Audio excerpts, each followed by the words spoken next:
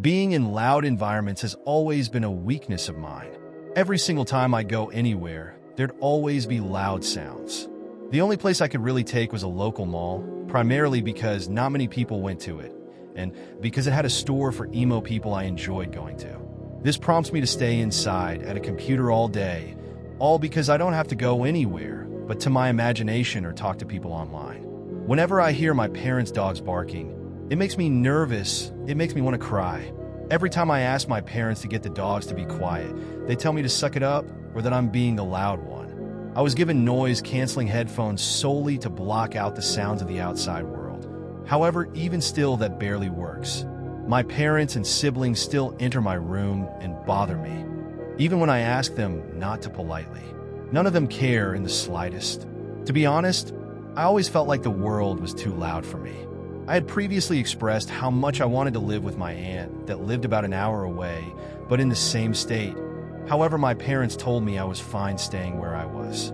Well, it got worse. When I told my parents I couldn't take it anymore and wanted to stay with my aunt, they told me I was fine staying where I was. With an audible exhale, I didn't further engage or argue with them, knowing it would worsen if I did. The only thing I did was walk back to my room. Sitting in my room, staying where I was on my bed, I stared at my dark jade green walls. My phone kept buzzing with notifications from social media sites. I just wanted a break. I wanted out of this household. My internet friend messaged me at that moment, asking if we were still planning to meet up, telling him I likely couldn't because we'd have to meet somewhere where it'd be crowded or loud. He told me we could do so at night when barely anyone would be awake. I still said that it's dangerous to do that. This internet friend of mine went by Jordan, and we both lived in the same state, Boston, Massachusetts. He asked me why I was acting strange, and so I told him my situation. This led him to tell me that I was likely in danger and should get out of my home as soon as I could. The only thing I really had was my phone and laptop, so what else did I have to lose, really? Jordan continued to tell me I could just stay at gas stations. However, I said to him that I'd have to go completely off the grid if I wanted to leave my parents. Then I told him that they'd search for me or send a search party issued by the local police, which is something I didn't want. He told me that I should leave a note saying that I've had enough of them and explain why. I also told Jordan that if I had to go off the grid, I'd have to lose him as a friend too, which is something I didn't want to do. He said he could have come with me, but I told him that he'd likely cause extra noise, which is something I didn't want. Jordan told me that if that was what I wanted, then that was what I would get. We both agreed that we would part ways so that it wouldn't cause distractions to me. Looking around my room, I took my laptop and phone, cut the charging outlets, deleted my social media accounts, and waited until nighttime. I had just enough cash to go to a flea market and buy one of the knockoff phones without cell service or a SIM card in it, so I couldn't be tracked. Grabbing my backpack, I put extra clothing in it, my toothbrush, some toothpaste, my combs, a 30-pin plug, and other needed supplies. I opened my window slightly and set my things aside. I knew my mom would ask what I was doing since we had sensors on the doors, windows, and other things around the house to alert us when they were open to prevent burglaries. My mother walked into the room and asked what I was doing, as usual, and so I told her I was opening the window a bit for some fresh air so I could sleep with cooler air. Not thinking much of it, she then closed the door behind her. Sliding on my shoes and putting a pair of sandals in my bag, I wrote a note that read, "I love you guys, from Luca." Grabbing my non-binary flag and wrapping it around my neck like a cape, then putting my backpack on, I tied my hair up in a ponytail and snuck out the window. The drop was rather tall, but I landed. Another thing about me that my parents hated was that I'm non-binary and use they/them pronouns, despite looking feminine in nature. This was solely because I'm non-binary. I was born female, which bothered me a lot, and at times I wished I could maybe transition. However, I remembered to pack chest binders though, just in case. This gave me some reassurance. As I walked down the shoulder of the back roads, the moonlight lit the paved roads ahead, shining through the leaves as the smell of rain filled my lungs. The sound of my boots hitting the ground sounded like it echoed on forever in the darkness of the night. The longer I walked, the more it felt like eternity.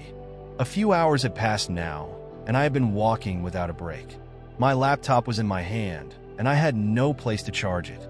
As long as I kept it off the internet, I couldn't be tracked at all. Looking around the small town I had entered, there was a gas station and a flea market happening.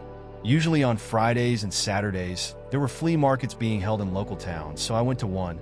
Walking down a narrow alley, I went through one of the outdoor buildings.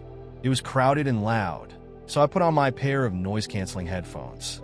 At that moment, I remembered something as the soundless space overcame me. When I was 18, my parents told me they wouldn't let me leave their home at all until I was 30 to prove to them that I was responsible enough. This was after I had come out as non-binary and lesbian to them, which was something they hated about me. They didn't want me to leave their side at all, so they could have the control and power over me. This was the exact flea market that I came out to them in, and my father had slapped me across the face for coming out in public. He told me that I was born a girl and would always be a girl, and that I would date a boy no matter what. People looked at him in disgust due to the abuse he had put me through.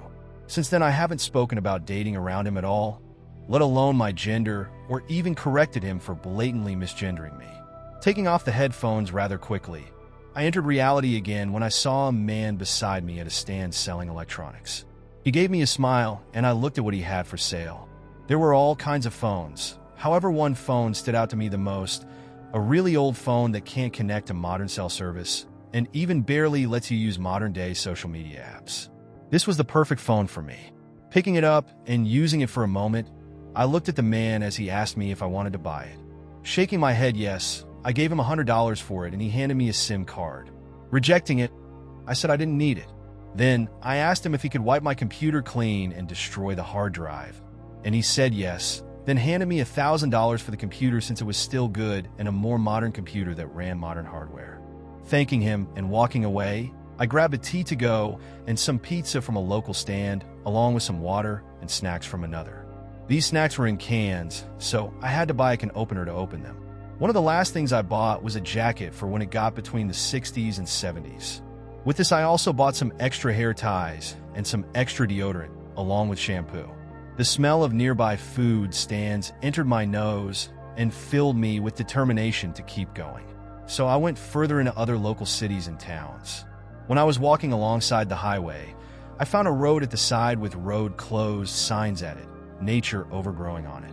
This left me suspicious, so I entered anyway. Here, there was an entire abandoned small town. Walking around it, I found a house that stuck out to me. The porch light flickered as the sound of the street light behind me echoed. It was about 7 p.m. now, and the sun was slowly setting. The small town did have electricity still from what I noticed, just not all the homes had electricity. This home looked to have electricity, however. As I stood on the porch of the home, I knocked on the door just to make sure no one was inside. When I got no response, I entered the home as the door creaked open. The home had not been damaged by water and looked only recently abandoned. While there were some messes I could clean up, the home was kept mostly tidy. As soon as I had a chance to, I got to cleaning them. Stepping upstairs as soon as I had the chance to, I found a small bedroom with an empty mattress on the ground. Laying on it, I could feel how soft it truly was. Just laying there and hearing the birds chirping made me feel at peace. It was silent for once, and I didn't have a screen in front of me to cause more issues. Knowing my parents likely were trying to find me solely to scold me and keep me on their leash was annoying, yet at the same time not having anyone attached to my hips or a screen attached to my hips felt freeing. Knowing I could finally be myself, I took out my stuff and hung up my non-binary flag on the wall by the window. The window was broken and smashed, yet my flag made the perfect blinds to hide it. Here I felt free, like I could finally be myself. I was 23 and never felt what being free and at peace truly was. This was saddening knowing that my parents didn't give two darns about me, and I didn't have the right social skills to be able to make friends. The only one I really had was my aunt, and even then I wasn't very close to her. Being alone was all I knew. Remembering I had a battery-powered radio, I popped in some batteries and turned it on. Keeping the volume relatively low, I listened to some songs on a local radio station. This radio station was playing a song I used to know when I was younger, only for it to be interrupted by an alert. The alert was an Amber Alert describing me. 23-year-old female born in Boston, long black curly hair, white, freckles, blue eyes, and last seen wearing pajamas. However, I was wearing something else now, so that was blatantly false. Changing the channel, news reporters were covering my disappearance. and they said that I had left home due to my parents being cruel and not accepting. They said how I identify as non-binary and how my parents wouldn't love me for that. These news reporters actually knew what they were talking about. They had said that the Amber Alerts had been issued solely because my parents wanted me back at their home to force me to marry a boy, which was crazy yet something I could see my parents wanting. The next statement was a total shocker. They said an unnamed boy had sent in these things about me to get the general public to leave me alone and to stop coming for me. It was Jordan. Jordan wanted me safe. He was trying to protect me from harm's way. Tears formed in my eyes as I hugged the radio, then turned it off and walked down the stairs. In the kitchen was a microwave, which seemed to be out of service since the door was shattered. Great. Now I had no way to heat up my canned food. Knowing now the public was aware of me being deemed missing, I had to keep myself hidden and avoid contact with the rest of the world. Heck, I didn't go off the grid for no reason. A few days passed, and my cover was almost blown a number of times by helicopters hovering over the town. There were cop cars as well that went through the town as well, announcing that they were trying to locate me and free me, whatever that meant. Managing to get out of my home at night and scavenge for food, I found a nearby gas station. Darkness of night filtered over me as I approached the station. The cooler had a note on it that read, "For Luca, the missing person. The police are researching your parents. They found your dad has an extensive criminal history of neglect with 2 other children." I knew my dad was neglectful and that he was in his 60s, but damn.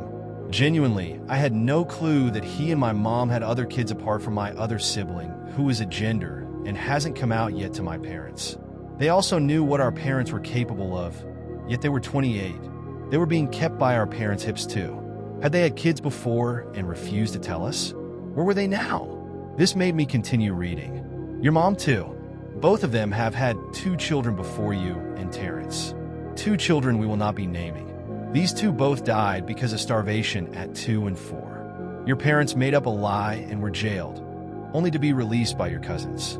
Your parents were told to not have kids ever again, yet had you and Terrence. The police found other crimes. However, these crimes are yet to be uncovered. Oh great, my parents were wanted criminals with an extensive history of violence. Just what I wanted. We'll give you all the food needed. We're working with the police to help the public to stop trying to find you. It'll take months, maybe years. Keep hiding. Stay out of sight. Kai, the store manager. Knowing that people actually cared, I wanted to keep surviving for the people in this abandoned place. Taking the food back to the abandoned house, I set everything out on the counter. There were cleaning supplies, detergent, distilled water, canned goods, batteries, 2 medical kits, 2 flashlights, and a small battery-powered black and white TV. With a sigh, I leaned against the countertop of the kitchen and realized how lonesome it is. This feeling felt unsettling yet comforting, scary yet soothing, empty yet full. Using the old phone I bought, I began to write things in the Notes app. Anything that came to mind, I wrote down, whatever I was feeling too, all of my thoughts on this small yet powerful device. As I leaned, the old radio suddenly turned on and played a sort of an ambience song that sounded slowed.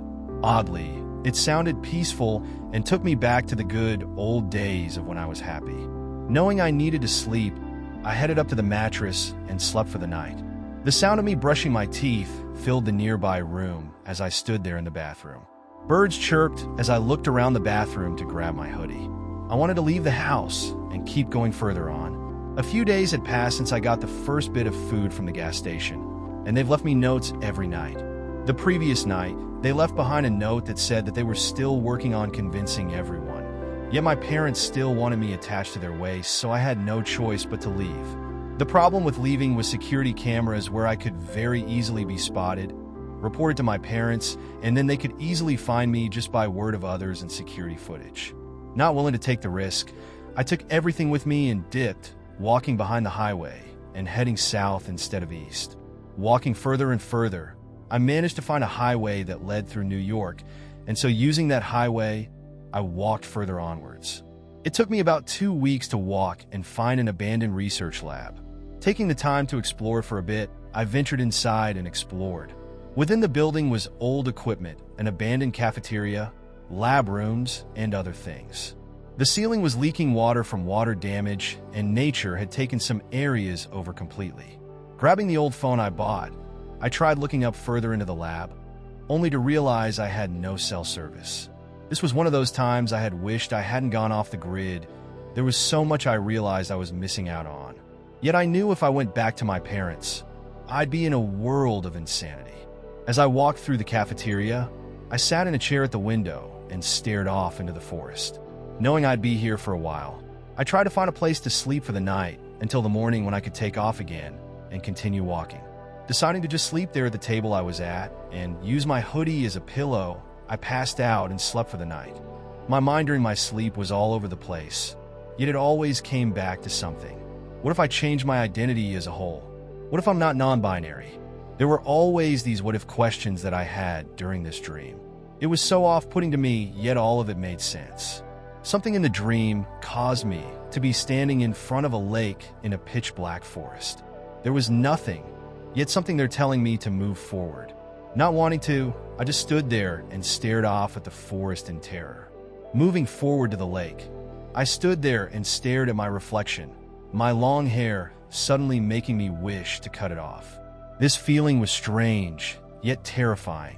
The reflection looking off at me just stood there and looked at me as the eyes and mouth went purely white and my body became a shadow. The shadow of what I should look like. My hair was short, almost like that one kid's in that show about the guy who got caught between the ghost word and human word, becoming a ghost-human hybrid or something. The reflection just stared at me. You're not supposed to be here. Why are you here? The shadow reflection spoke. Was this even a dream at this point? This thing confused me so much. I had no idea if it was me or someone else. Was it me? Who was I anymore? I know now who you are. You're going to wake up with a heavy load of gender dysphoria. You'll feel lost, but please, take the time now to settle your feelings and explore yourself. Your memories will all be here. All your answers you may need are here. Gender dysphoria was something I was already familiar with, so I didn't think too much of it. Was I really denying being a trans guy? Or was I something else? I needed to know, so I searched around for the answer in my memories. There were always the memories of me being gender neutral, but that was solely because I had no idea what the future of my gender held. Looking back on it, I was often seen as a tomboy. I refused to wear feminine and girly stuff, so I stuck to male-aligned or gender-neutral clothing as a result. Shopping for women's clothing often set me off, yet my mom forced me to wear women's clothing or things in the women's section. She knew my preferences yet ignored them because she and my father were the ones paying the bills. This felt so much like I wasn't welcomed into the home or like I wasn't a part of it. Given the memories at hand and that I'd prefer doing male-aligned things, despite my preference for they/them pronouns. Maybe I was a guy this whole time. Although I did do some things that were deemed feminine, I still preferred masculine over that from what I noticed in the memories. The longer I searched and the longer the dream went on, the longer I waited on the fact I had to wake up soon. As I looked up around me, I noticed there were eyes watching me.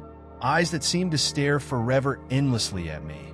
Eyes that never looked away and stared into my soul. Now I had my answers. I needed to wake up.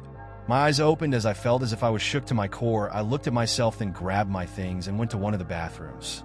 Staring off into a mirror as I brushed out my hair, I noticed the shadow from my dream behind me for a moment. However, it disappeared when I blinked. With a sigh, I looked around and saw a pair of rusted scissors in a puddle. I had no idea what was on them, but could have cared less. Taking out one of my shirts, I picked up the scissors with the shirt around my hands as I dried the scissors off, making sure they weren't fully rusted together. Putting my hair up into a bun, I cut off the amount desired and put hairspray into my hair. I had set my non-binary and lesbian flag onto the sinks before leaving. There was a note on it that read, "The former Luca was here, now under a new name and identity. Don't bother searching for me. You won't get that far." Sighing as I walked out, putting on my backpack, it was time I took matters into my own hands. Knowing I wanted a better life for myself, I kept walking down the highway into the unknown ahead. The sounds of my footsteps echoed on the wet highways as rain dripped from the skies in Virginia. I had walked and hitchhiked so much that I crossed past so many states. People were willing to let me stay in their back seats or trunks, just to get me far enough to different towns or rest stops, just so I could live another day. They were so amazed by how lonely of a person I was, yet I was fine with it. I was fine with being lonely. Headlights flashed over me as I walked on. My phone's time reads 6:47 a.m. It was early for me to be up, yet I wanted to keep going, knowing that if I wanted freedom, I couldn't look back on the person I was before. The person I was before was hardly me. One of the highway signs said Ohio, and I wanted to go. Ohio was one of the states I've always wanted to visit, so I thought I'd walk through it. The longer I walked, the more tired I grew, so I sat along the side of the road with my flashlight in hand, shining on the road in front of me. Someone put their four-ways on and parked at the side, so I walked up to them. They were kind enough to offer me a ride, so they asked where I was going. I said Cleveland, Ohio, because it was the only place in Ohio I knew, so they began taking me to Cleveland. We had to go through Pennsylvania, which was the second time I'd be in Pennsylvania now on the same trip, and then to Ohio. Looking out at various signs while being asked so many questions about being a runaway, I answered to the best of my ability. They had even asked why I ran away, which I explained was because of my parents being so abusive to me. I further explained that my parents refused to admit it and tried keeping me attached to their hips at all times because I was such a special child to them. Yet they did what they did to me. Of course, these kind people told me they wouldn't be telling anyone that they had me here at all, and that the FBI knew of my parents' past. Plus, they couldn't do anything since I was an adult. My parents weren't legally obligated to house me any longer. As soon as we got to Cleveland, they dropped me off and I waved bye to them. I kept walking on the streets in full black, waiting for something to happen. Knowing that nothing would likely happen, I just sat in an alleyway and waited. Voices echoed outside the alleyway until I heard a nearby door opening and a woman exited the doorway. Trying to hide, I failed so horribly it could have been in a fails compilation posted to streaming services. The woman noticed me and handed me some money, telling me to spend the money wisely on food and other things. While hitchhiking was for me, I wasn't sure I could do it for much longer. The free food the people let me have, I was grateful for. However, not being able to pay them back was the thing I was worried about most. Heading to a nearby grocery store, I purchased a lot of food in order to keep myself safe from hunger. While there, I only grabbed what was needed of me, canned goods. As I walked out and kept going further, I saw an interesting sign, one that read Toledo. That wasn't the way I wanted to go. I wanted to go to Chicago. Something about that name struck a chord with me. Knowing my current name was a gender-neutral name, something about Toledo just stuck out to me. The longer I walked to Chicago, the longer I pondered this name. I had asked several locals about the name, and they said it was a last name. However, something about it struck a chord. They said it originated from Mexico or Spain, and that it's a more feminine name. Despite this, I liked the name. As I entered Indiana, the amount of bugs drove me mad. There were several small cities inside, and I managed to see a car race happen briefly before I got escorted off for not having a ticket to see. While there, I managed to make money as well by helping some people for a few days in their shops. They paid me extra for working extended shifts and quite literally staying there for countless hours. At times I slept on the streets, other times I just passed out in the break room. Others wanted to take me to their place, to just stay the night there for a comfy bed. However, I had grown so used to sleeping wherever that not being in the comfort of a bed never really crossed my mind. When I had enough money, I began to make my way to Chicago. The longer I walked, the more I just hoped I'd be in Chicago already. The loud sounds of the outside world were slowly creeping up on me. So I put on my noise-canceling headphones and walked in the darkness of the night. The street lights lit up the highway in some places as I walked on the shoulder of the highway. Genuinely, walking on a highway like this scared me. I was afraid of getting hit by traffic. I couldn't hear it, but thunder cracked behind me. I could smell the smells of the rain, however. Knowing I had little time, I needed to shelter somewhere. Along the side of the road was a sign for Chicago, meaning I wasn't far from Chicago. Taking some roads to enter Chicago, I found an abandoned parking garage just outside an abandoned hospital. The sound of the rain poured down outside as I plugged in an old TV found in the middle of the garage near the elevator. The screen flickered on as I looked around the garage. There wasn't anything I could possibly use to watch a movie on, since it took VHS tapes. As I messed around with the TV, I hummed an old tune under my breath, specifically Who Can It Be Now by Men at Work. Finding no use in the old TV, I grabbed my own and turned on my radio as well. The local news was talking about me and how the FBI had called everyone to stop looking, and that my parents had been arrested for child abuse, child neglect, and a count of other awful charges. Hearing this made me feel relieved. It was like a wave had crashed over me. This meant I was finally no longer attached to my parents' hips, which was a start for my new life. The news reporters had gone on to say that my parents had no idea where I was, and if anyone knew, to not ever tell them. My parents were in a separated jail cell from others, and were away from each other so as to not conspire to escape. Staring at the small TV, I was finally completely freed. Finally, I had done it. I was completely off the grid, sort of in a way. When the morning rolled around, I realized I had fallen asleep in a bed of glass that had pricked my hand. Knowing this could lead to infections, I tried getting to the nearest hospital. On my back were all my belongings in my backpack. People waved at me, but got scared when they saw my hand.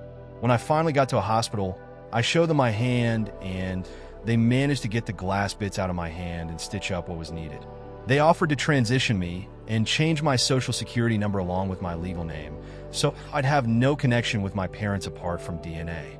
All I had to do was sign a consent form, which I signed, and they did all the required measures. After the surgery, they offered me a house, which I denied. I wanted to stay fully off the grid and lay low all while having partial connection to the world around me. This honestly blew them away. However, they knew that I wanted my safety, even if it was staying like how I was living in abandoned places. Walking out of the hospital when I was ready, I headed to the former hospital. While I was in the hospital, I found out that the hospital I had been near had been long abandoned. They moved locations due to an infection outbreak that caused people to become toxic zombies covered in a glowing green acid on their hands or faces. Anything the acid would touch became infected. The workers at the hospital gave me a hazmat suit and said if I found the issue and got rid of it, I could likely stay there and call that my home. There were concerns I did have, like what if the basement, if it had a basement, was flooded since it was located outside of a river? Sliding my mask on, I was ready for the worst to hit me. Never in my life had I come this close to anything to this degree of scary. Entering the abandoned hospital, I scanned the floor for anything that could hurt me. There were needles and blood on the ground, and the smell of corpses flooded my mask. In some areas, acid had eaten away at the surfaces. However, there was nothing exactly that could be harmful to me currently in terms of the acid. Calling local police to remove any bodies, they got the place ready for me to keep it. The entire vibe of the hospital felt terrifying yet calming, despite the mess in some areas. The basement wasn't flooded, thankfully, and there were computers I could use freely at any time. These computers I used to watch cat videos and other animal videos. The local electricians kept the power going for the computers and fridges in specific rooms to conserve power and electricity. The general lights and elevators stayed off, however. They left plumbing on as well, which I was lucky enough to not be able to pay for. I stayed there rent-free, apart from the fact that I had to pay then $800 a month for living there in general, which was fair enough. They did give me legal documents to prove I was living there permanently as well. About 2 months later, after making music and doing song covers on the streets for money, I stayed inside the abandoned hospital for a day. Turning on my radio as I sat on one of the counters in one of the receptionist desks, I took off my mask and bit into the sandwich I had made, listening to the local NOAA weather radio. A loud buzz came over the radio as I turned up the volume. It was an emergency alert, of all things, for a severe tornado watch. There had been some tornadoes that had been appearing outside of Chicago, which made me nervous. Wanting to live and not get caught up in the storm, I used my phone to contact the police. I'd be leaving Chicago to head to Portland, Oregon to avoid the tornado outbreak. The police insisted I get into a tornado shelter outside the police station. However, I refused. Telling them my journey wasn't over yet, I'd be heading there no matter what. Paying then $3,000 for everything upon getting to the station, I made my way to Portland, Oregon. The sounds of tornado sirens could be heard wailing in the distance as I walked, my radio blaring with the alert as well. I was scared for my safety, yet I never let it show. I wanted to keep going to save myself and to keep the life I had. Despite my parents being in jail, I couldn't give up so easily. The longer I walked, the longer it took me to realize how far I had come, almost completely across America. This had scared me, and I knew I couldn't ponder longer on the thought, so I kept walking. There were people willing to let me hitchhike in their cars for a few miles and get out at rest stops again, which was fine by me. Whatever got me from point A to point B in the end, while I was walking, I began to slowly remember my childhood, all those times my sibling and I would come home from school and do our homework together. All those times we would watch cartoons while doing our homework or using the devices we were given.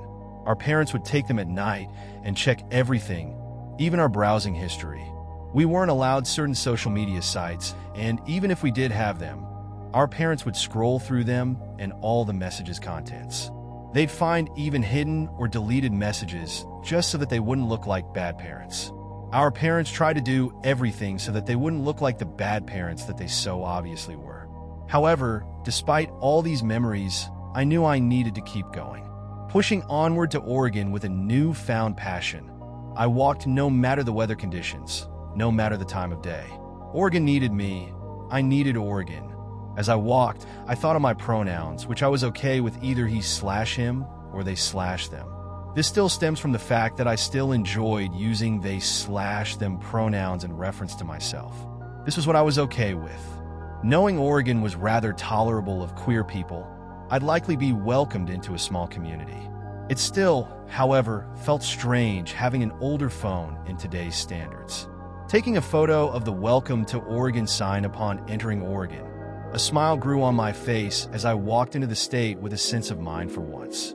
Slipping my phone into my pocket, I walked in a bare white tank top and a pair of baggy camo pants I had put on at a rest stop. There was no stopping me from heading to Portland now, and my hopes were high. Walking felt like an absolute breeze when the wind blew through my black short hair. Knowing that Jordan likely missed me, I wondered what he was doing on the other side of the world.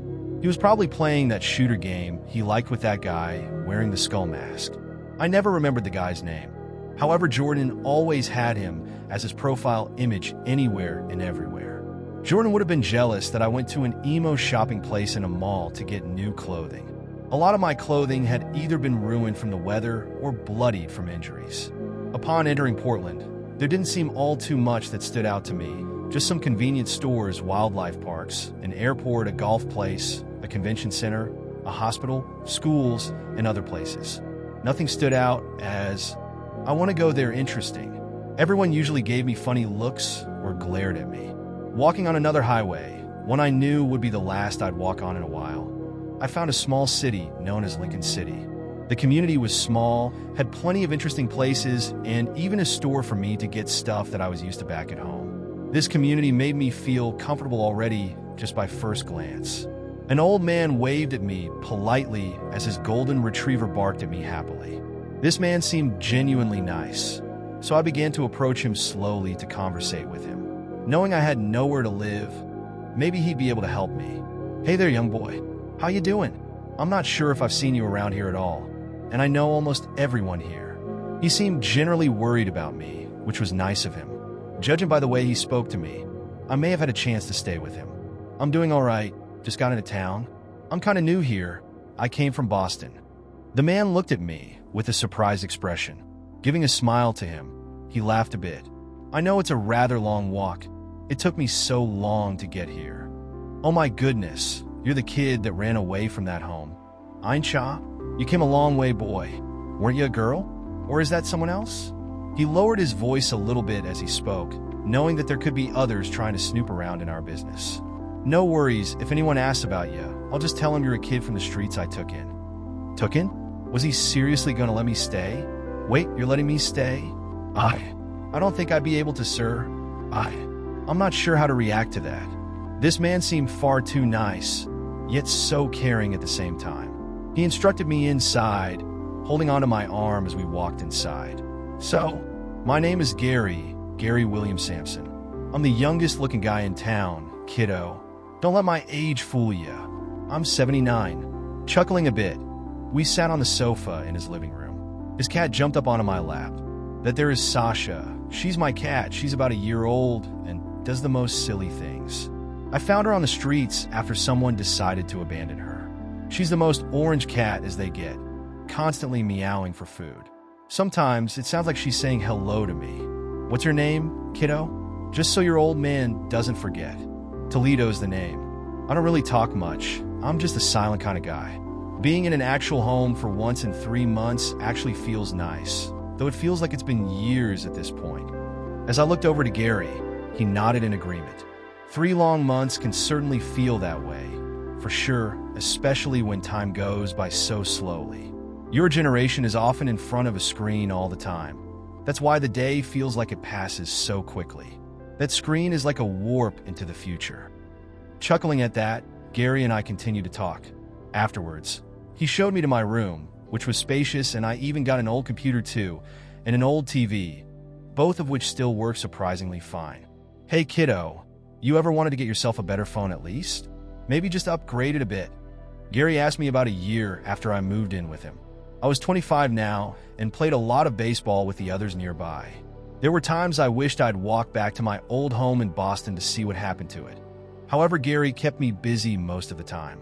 Though, I like that he kept me busy. Gary and I had gone to several abandoned places together, and at times stayed overnight in those places. We'd play card games with an old deck of cards he's had since the 80s. I thought of it. I'm still off the grid though. I wouldn't want my parents knowing that I'm still out here. Realizing I could make one final trip back to my home to see what happened to it, I decided to speak up. I've always wanted to go back to the place where my parents raised me and see if the house is still up. Toledo, I doubt it's up. They've likely scheduled it for demolition after you moved out, unless your sibling still lives there. Gary seemed genuinely concerned, yet also had a hint of worry in his voice. Look, I'm sure it was for the best, kid. You live with me now. Gary, we can have another adventure, just think of it. You remember me telling you about all the things I did while heading up here to Oregon. I'm a traveler, and I want to take you to Boston so you can see what it's like. As I spoke, I grew more concerned. Knowing I had no exact vehicle to take that'd be good enough for this large road trip, we'd likely have to get a new car. All right, I'll go with you, but you're not taking Lauren. As Gary spoke, I chuckled. Lauren was the name of Gary's beloved car. It was old, sure, but still worked just fine and got us at least somewhere. Knowing I had to bring it up, I spoke up. Well, I was thinking, you know those white vans you see in movies? Gary nodded as I spoke. I was thinking I could get one, so we could travel in it. I think we could get the boys to repaint it and add a small desk inside, tear up the seats a little. Turn it into a tiny home, sorta. I don't see why not. Let's go get them, son. Within a week's time, it was finished. It was plain, but still worked. There was a desktop setup on one side with counters above and a chair at the desktop, along with a Wi-Fi router in one of the shelves with the tower of the desktop. On the opposite side, there were 2 beds. One could be folded against the wall, the bottom painted black. The other one was simply used as a bed and a sofa. There was also a ladder to get to the top bed. Underneath the bottom sofa bed were 2 cabinets that stored our clothing. Around the tops of the ceiling were lights that changed color via remote I kept with the Wi-Fi router. The floor was wooden and the walls were black. In the very front behind the driver's seat was a small bathroom with a waste disposal system installed located near a water system that could be easily refilled. There was also a mini fridge hidden in one of the cabinets with a microwave as well. The exterior was left white, however it glowed in the dark at the bottom at some portions. Gary and I began to pack our things and put them into the van as I hooked up my phone to the Wi-Fi and got the directions. As I began to drive, I felt a wave of regret flood over me. It was as if I was doing something wrong, though I always felt this way. Maybe it was my nerves knowing I was diving into the unexpected. It felt like a wave had crashed over me several times. However, I gathered myself and kept driving. Gary could sense I was in a sort of distress and gently put a hand on my shoulder. At a rest stop in Idaho, Gary went to grab us a snack. So I let him go get one of the fast foods there as I fueled up the gas tank and refilled the water tank, along with emptied the waste bin. After I finished those tasks, I checked the battery for the electricity and then waited. It felt like forever, and then I looked inside. It was dark inside of the rest stop, and I swore I could hear police sirens on the opposite side of the building, along with police tape. Walking up to the rest stop entrance, I tried to pull on the door. Gary was inside. I wanted him back. A policeman walked up to me and stopped me from pulling the door down. Hey, Wother kid, what you think you're doing?" The policeman spoke as tears formed in my eyes. I stared inside of the rest stop, my heart pounding out of my chest. This is a crime scene. Someone's been murdered. Not sure who's behind it, but multiple murders happened here. Hours had passed as I just sat in the back of my van. There was so much going on inside my head, I could barely grasp onto even one thing in specific. All I knew was that I wanted revenge. Gary was gone, and I swear I could feel absolutely nothing. The only thing running in my mind was who was responsible for this. Heading back to Gary's home to collect my things, I set a note on the door that read, "Hey, it's Toledo. Gary was brutally murdered by an unknown killer, and I'm going to find them. Don't look for me. I need my peace. Thanks."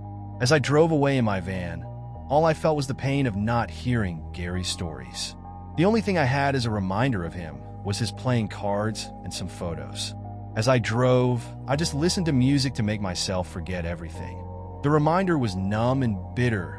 It made me feel like I had been stabbed in the back. My life was going so perfectly, yet there had to be something in the way. All I wanted was a silent life of absolutely nothing tragic happening to me. In all honesty, just the thought of the home likely being left abandoned fogged my mind most of the way there. Driving by some of the places I stopped, it reminded me of how far I've come.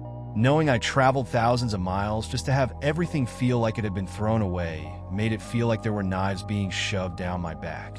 It all felt like I was doing this for nothing. As I kept driving, I saw the sign that said, "Welcome to Massachusetts." Knowing it wouldn't be long until I'd be in my parents' home, I let out a sigh. It had been at least a few days at this point, and my parents wouldn't be in the home since they were still in jail. A strange wave of nostalgia washed over me as I recognized some of the places. This feeling scared me, but put me at ease. Knowing I couldn't park near my parents' home, elsewise my old neighbors would catch on to me. Stopping at a gas station, I looked around as it felt as if I was getting several stares from these strange new people. The longer I walked around, the more I felt as if I couldn't escape, so I grabbed several snacks, some food items, and some drinks. When I walked up to the cashier, he looked at me with a concerned look and ran the transaction. The look on his face lingered in my brain as I stepped out of the gas station. His eyes were pitch black, and not just his pupil and irises, but the white of his eyes too. Setting the things away, I tripped over a bag that was Gary's. In it were some tapes and a camcorder. This was strange, as I had no idea he even had them.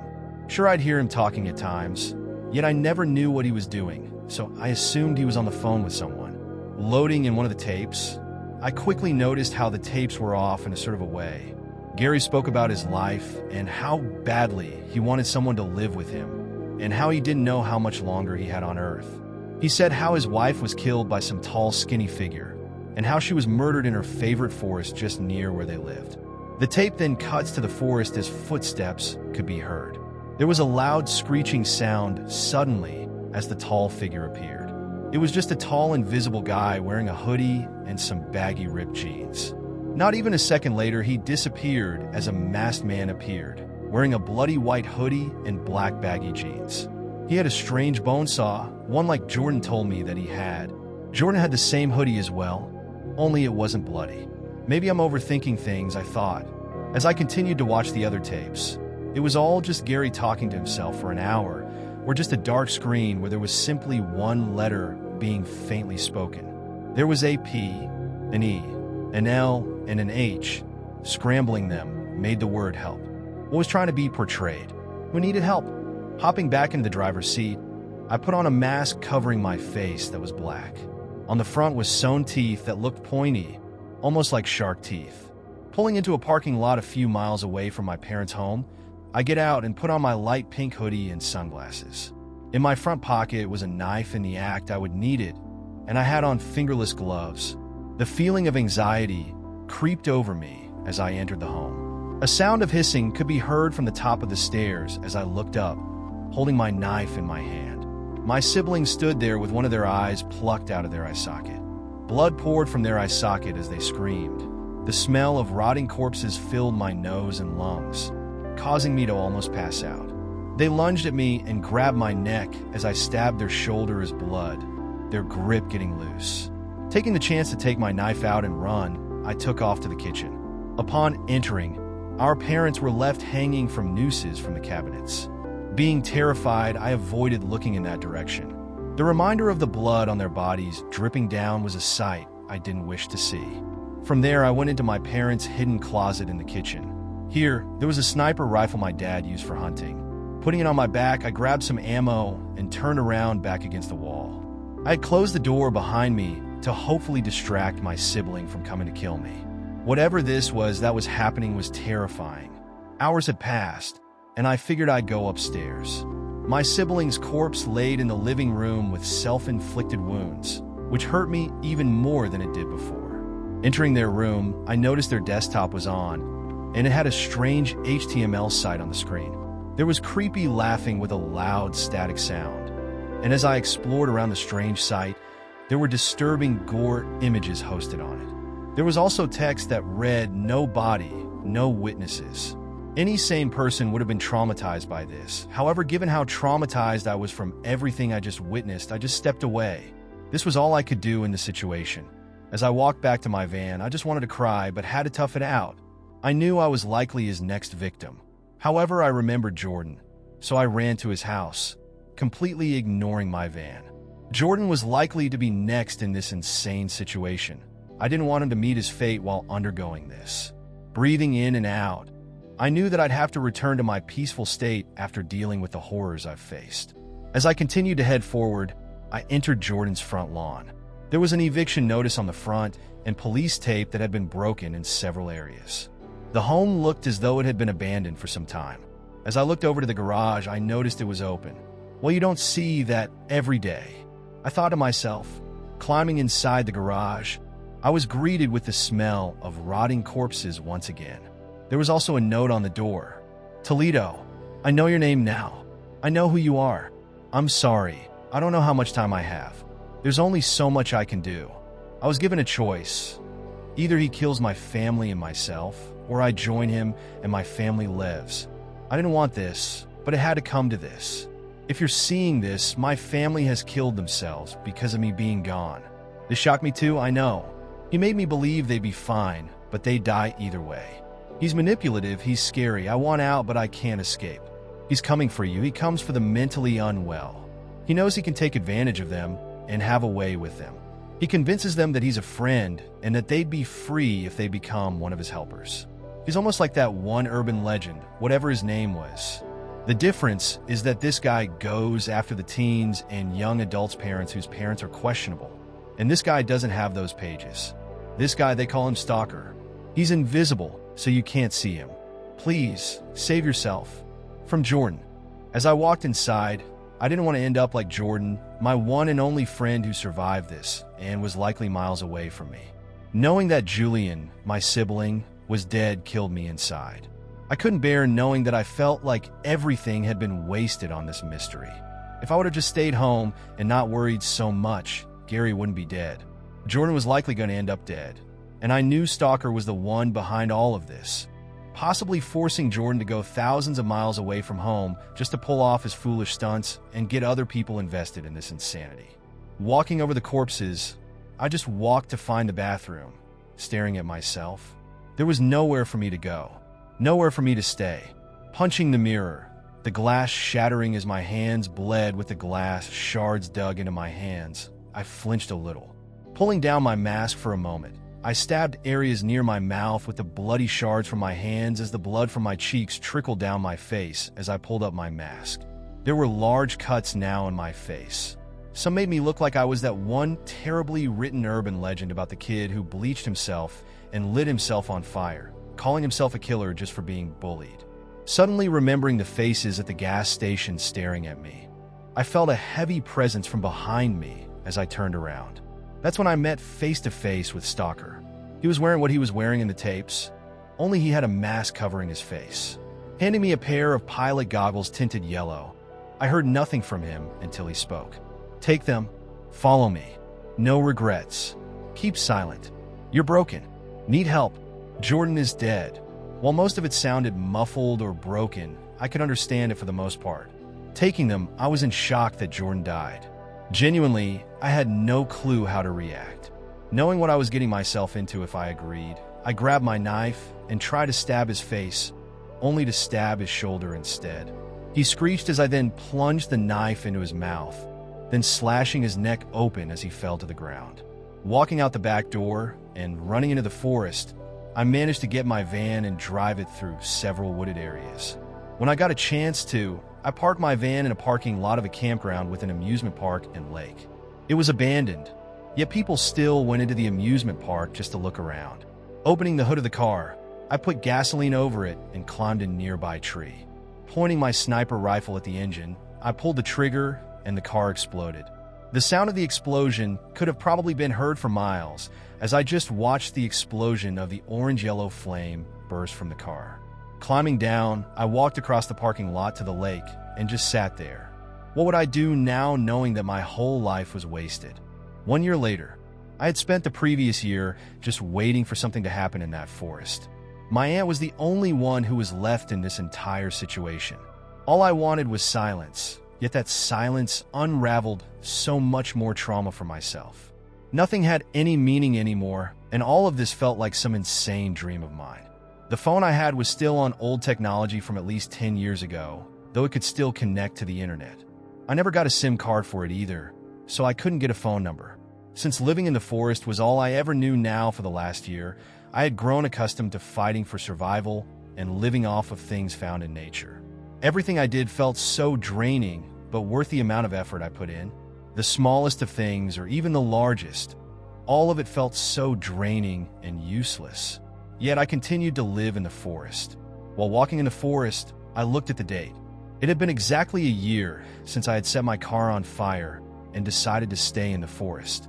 Every single movement felt so off-putting, and yet I kept walking through the forest.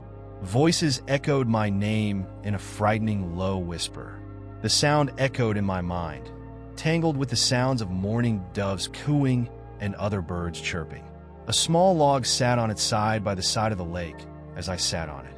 Staring off into the lake, I could sense myself growing a sort of a pain in my chest. My heart was beating fast as I stood up. The control I once had was no longer present in my body as something guided me to my aunt's house. It was a while of a walk, but would have been worth it. Boston was a burning hell, and I'm sure the rest of the world was. Upon arriving in the neighborhood, I spotted my aunt's house, though there was nothing but burned or abandoned homes. Suddenly gaining control back, I walked through the abandoned town. Small white dust particles floated in the air outside, though they may have been ashes. The world was burning, or so Boston was. The front doorstep of my aunt's house was one I swear I could remember. I remember driving up to her house on Christmas when my mom refused to go, since the two had some beef going on. Yet, none of that was my concern anyway. I was merely 12 when it happened, despite it still happening. My mom never cared for my feelings, though my aunt really cared quite a lot. She loved me lots, after all. Entering the home, I saw a body. A burned, charred body of my aunt. It terrified me, so I ran out as fast as I could. I'm not sure why I didn't smell it, though I was likely used to the smell of rotting things with how much time I had spent in the forest. At this point, it would take longer to recover from this, as if I wasn't traumatized enough already. The world was now turning on me. It wanted me dead. Tears rolled down my eyes as I ran down the sidewalk. The only sound was the sound of my footsteps on the cemented sidewalks. The sound of screaming could be heard in the distance of people being burned as fires crackled loudly in the distance. This was hell on earth, and I wanted it to end. It seemed like everywhere was burning. The smell of flames entered my nose with the smell of flesh. Flames began to come closer to me as the smell only got worse. Running faster to escape the flames, I just ran into the fire. Though normal people die when you enter fire, somehow, I was alive from some form of nature. Great, now I have seen everything. Worry filled me as I stood up. There was nothing but an empty forest cloaked in a blue light. My mouth was stitched shut. All I could do was hum, like I ever spoke anyway. The sound of twigs and mud squished and snapped below my shoes as I walked. The longer I walked, the thicker the fog around me got. Ambient music could be heard in the distance as I kept walking. The longer I walked, the more I felt trapped. Hell on earth had already come for me, so what was next?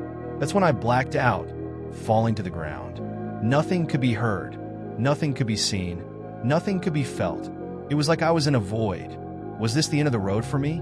Was I dead? The feeling of a needle being poked into my arm was felt as blood was drawn. Waking up, I was in a hospital from the looks of it. Nurses surrounded me. The sound of people chattering could be heard outside. Even some TVs going and radios being listened to. One of the doctors noticed I was awake and went to the others. Everyone rushed around as the room cleared apart from that one nurse. "Hey, we're so glad you're awake. You've been out for a while. No one knows for sure how long. All we know is it was a while. Part of your face is burned and your right arm is broken and burned as well. Smoke got into your lungs and your mouth is severely damaged. We're afraid that you won't make it, since your survival rate is low. We're very sorry for any inconveniences. We tried contacting family, and they're either dead or never got back to us. I'll give you some time. I'm so sorry." As she stood up, she walked away and went to another patient. Looking over, I saw that I was on life support. My eyes scanned over to a pin board. There was also a paper that said "false reality." Scanning over it, I felt so angry that this reality may not even be real. With a sigh, my head leaned back against the hospital bed. Hunger had been hitting me. I was so hungry for a sandwich. Maybe some of the canned foods I liked. Yet, I needed rest. The sound of rest was good, so resting is what I did. A song played. An ambient song played. My world went black. Then my heart monitor showed a flat line as an extended beat played. I was dead.